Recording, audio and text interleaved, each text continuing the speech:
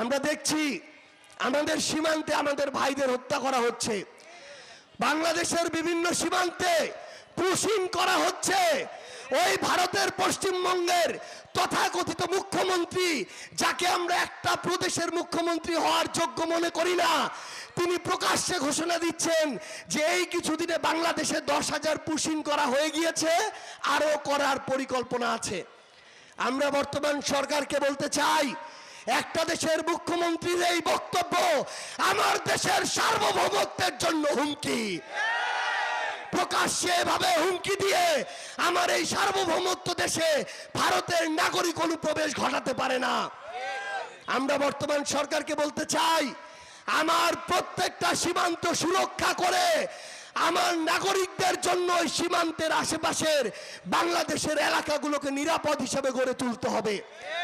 আমার বিজিবিকে শক্তিশালী করতে হবে, তাদের হাতে শক্তিশালী অস্ত্র দিতে হবে। আজকে মাননীয় প্রধানমন্ত্রী সেনাবাহিনীর একটা ক্যাম্প পরিদর্শনে গিয়েছেন, আমরা তাকে আমাদের জায়গা থেকে ধন্যবাদ জানাই। আমাদের এই বাংলাদেশ সেনাবাহিনী প্রতিষ্ঠানকে শক্তিশালী এবং কার্যকর হিসাবে গড়ে তুলতে হবে। আমাদের সবাই মিলে একসাথে সার্বভৌমত্বকে রক্ষা করার জন্য সেনাবাহিনীকে অত্যাধুনিক সমরাস্ত্রে সুসজ্জিত করতে হবে। দল কিন্তু তারা আমাদের অভ্যুত্থানের সহযোদ্ধা, তাদের ভালোটাকে যেমন আমরা ভালো বলবো, সমালোচনা করার কোনো কাজ করলে তাদেরকে কিন্তু আমরা বিন্দু মাত্র ছাড় দিব না।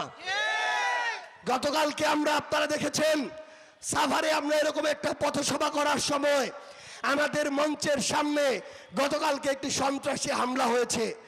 আমরা সরকারকে আহ্বান জানাই, এই সখীপুর টাঙ্গাইল থেকে শুরু করে পুরো বাংলাদেশে যারা স্বৈরাচারের দোসর ছিল, যারা আপনাদের নেতাকর্মীদের উপরে জুলুম করেছে, যারা বছরের পর বছর আমাদের আপসীন নেত্রী বেগম খালেদা জিয়াকে মিথ্যা মামলায় কারাগারে রেখেছে, ওই সন্ত্রাসীদের যেন কোনোভাবে আপনাদেরকেও প্রশ্রয় না দিতে পারে। প্রশাসনের কেউ যদি তাদেরকে সামনে পিছন থেকে সহযোগিতা করতে চায়, তাদের বিরুদ্ধেও আমাদের ঐক্যবদ্ধ হতে হবে।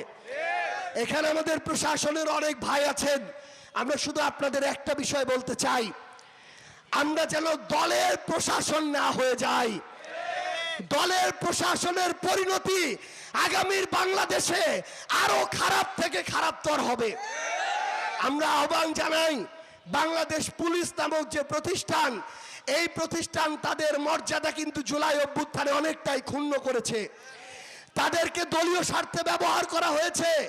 আমরা বিশ্বাস করতে চাই আগামীতে আপনারা আপনাদের কাজের মধ্য দিয়ে আপনাদের সেই সুনাম ফিরিয়ে নিয়ে আসবেন ইনশাআল্লাহ।